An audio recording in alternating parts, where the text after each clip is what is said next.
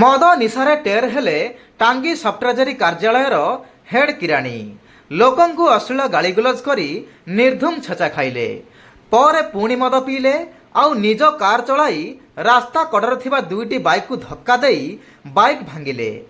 ଅଳ୍ପକେ ବର୍ତ୍ତିଲେ ବାଇକ୍ ଚାଳକ। ପୁଣି ଲୋକଙ୍କଠାରୁ ନିର୍ଧୁମ ଛେଚା ଖାଇବା ପରେ ଛାଡ଼ିଗଲା ବାବୁଙ୍କର ମଦ ନିଶା। ଖବର ପାଇ ଟାଙ୍ଗୀ ପୋଲିସ ଆସି ମଦୁଆ ବାବୁଙ୍କୁ ଉଦ୍ଧାର କଲେ। ମଦୁଆ ବାବୁ ହେଉଛନ୍ତି ଖୋର୍ଦ୍ଧା ଜିଲ୍ଲା ଟାଙ୍ଗୀ ସଫ୍ଟରେଜରୀ କାର୍ଯ୍ୟାଳୟର ହେଡ୍ କିରାଣୀ ସୁଜିତ କୁମାର ମଲ୍ଲିକ। ଦୁର୍ଘଟଣା ଘଟିଥିବା କାର୍ ଗାଡ଼ିକୁ ଜବତ କରିଛି ଟାଙ୍ଗୀ ପୋଲିସ।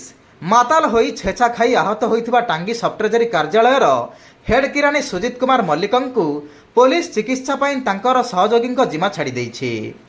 ଏହି ଘଟଣାଟି ଖୋର୍ଦ୍ଧା ଜିଲ୍ଲାର ଟାଙ୍ଗୀ ବ୍ଲକ ଛକ ନିକଟରେ ଘଟିଛି।